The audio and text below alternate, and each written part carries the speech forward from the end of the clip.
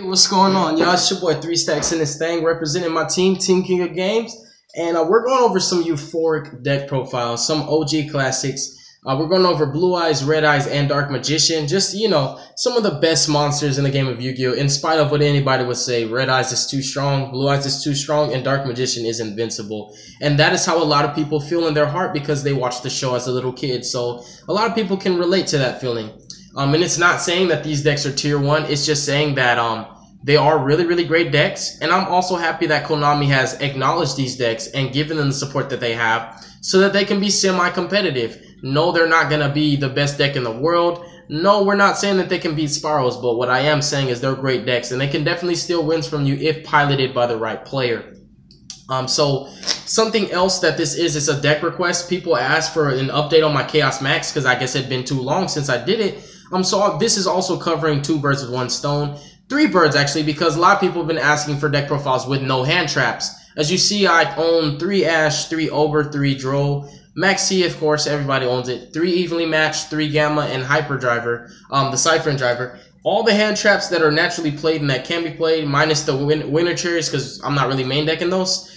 They're not going to be seen in any of these deck profiles. Not to say that these decks don't need hand traps. I think every deck needs hand traps to play in this meta, in this day and age. But because people are getting tired of seeing them and people have been asking me to just stop using them in some of my deck profiles, I wanted to do a set of deck profiles without the hand traps, just to appease to pretty much the masses and the people that are watching my channel. I'm just doing this to make you guys happy, and I hope that you are happy. And if not, just let me know, man, if there's anything that I can do. Holla at your boy, and I got you. So we're going to hop right into this deck profile. 2 copies of Chaos Max, just an amazing card. Even if you can play around him, he's not the win condition. And that's the funny thing. People think like Chaos Max is the, you know, the bread and butter. It's like, oh, we committed everything into this play. You always summon him using 2 cards. So, you know, it's just something that's really, really nice to have. It's like icing on the cake. But at the same time, Blue Eyes never needed this card. It was just always nice to have it because he's amazing. You can't really attack over him, and it's like everything targets, like everything does. If you can't make board load, I don't understand how you're going to deal with this card minus a Kaiju. And this is pretty much the standard lineup. Your 3 alternatives, 2 Chaos Max, 3 Blue Eyes, and 1 Dragon Spirit of the White. This goes without question. There's nothing really, you know, extravagant about this. It's kind of how you have to do it if you want to build this deck right. These are the ratios that you're always going to see in every Chaos Max deck profile. There might be some like -1 of this, -1 of that, but you're always going to see the same cards. 3 copies of Galaxy Soldier. I'm not playing the Wizard because my normal summons go to other cards like Sage and Manju. I'm not saying Wizard's bad. I'm just saying that I can't really afford to commit my normal summon for him. So I opted to just play 3 Soldiers. He does fix your hands because you're playing Blue Eyes, and Blue Eyes is infamous for bricking because you draw either a bunch of level 8 monsters or you draw like Return of the Dragon Lords twice, and then like Soul Charge, a Cards of Continents, and a Trade-In. And it's like, dang, I can't do anything with this hand. And that's just what Blue Eyes does. It's a great deck, but it does break just because of it having almost every card in its repertoire is pretty much situational. It's cards that require for you to have other cards in order for you to use it, if that makes any sense at all. And then for the normal summons, it's the 3 Manju. Of course, Sage is pretty much standard. Manju is also going to be standard. You could afford to play 2, get away with it, and it still work. But I feel like seeing this card is really, really important because I'm playing only 3 ritual spells. So this is the only other way I can get to my ritual spell. So it's very, very important to do so if you want to summon your Chaos Max, that is. Sage does have a very, very added, I guess we could say, a very, very beneficial addition. Because we're in Link format, it's Master Rule 4. If you don't always have the resources to Link summon, Sage's effect from hand can actually clear your extra monster zone by sending that monster to the grave and trading it out for a Blue Eyes monster, which is very, very nice. And it's just food for thought. Keep that in mind that you can do so. So Sage is just a great play starter, and sometimes an extender, which he naturally wasn't. He wasn't created to be an extender. He's like a startup play. He's not really a follow-up play either, but he can be those. He's a very versatile card. Then we have 3 White Stone of Ancients and 1 Legend. That's pretty much going to sum up the monster count. Sometimes I even normal summon stones. Just because I'm trying to make Blue Eye Spirit like as quick as possible. Spirit is still a great card. Yeah, Pendulums can get away with summoning, harmonizing, and then using her effect. But the fact is, he still prevents players from summoning multiple monsters at the same time. He still negates grave effects, and he can still tag out whenever he wants. And he makes the ABC matchup 100% free. Like, Buster can never tag out. It's just amazing. Like, Buster has to try to force the Spirit out. And if you're main decking, like, Strikes, you know, you've got that match. But it's still just really, really nice. You know, it's food for thought. 3 copies of Melody. This is standard. It also searches out the Chaos Max, which is nice. You know, if you open up with this and Chaos Form or Advanced Ritual Art, or if you open with this and Manju, you have Chaos Max, believe it or not. So 3 trade-ins and 2 copies of cards of Consonance for the draw power. Pot of Desires absolutely rapes this deck.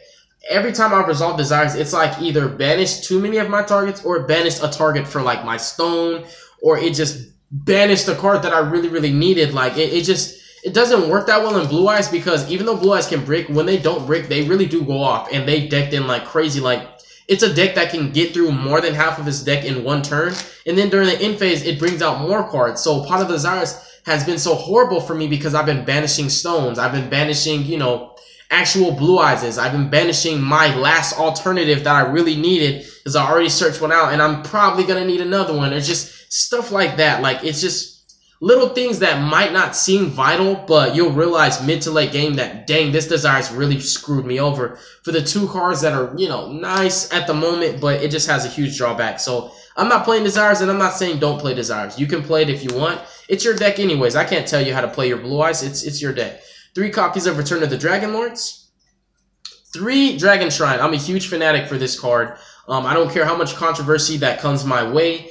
I will stand firm and hold my ground on the 3 Dragon Shrine. No matter what people tell me, they're like, you shouldn't play this card at 3. It's bricky. I understand that it's a hard once per turn, and you can only activate 1 per turn. I understand that. You can only normal summon 1 Sage per turn. You can only normal summon 1 Manju per turn. You can only reveal and special summon Blue Eyes Alternative Dragon once per turn. There are a lot of cards that are incredible and that are hard once per turns that a lot of players play at 3. 3 Card of Demise, 3 Magical Meltdown, like 3 Super Agent. You can only use this effect once per turn, right? It's just, you have to see the card. Like, when you play 3 of a card, it's because you want to see it. And I want to see this card all the time.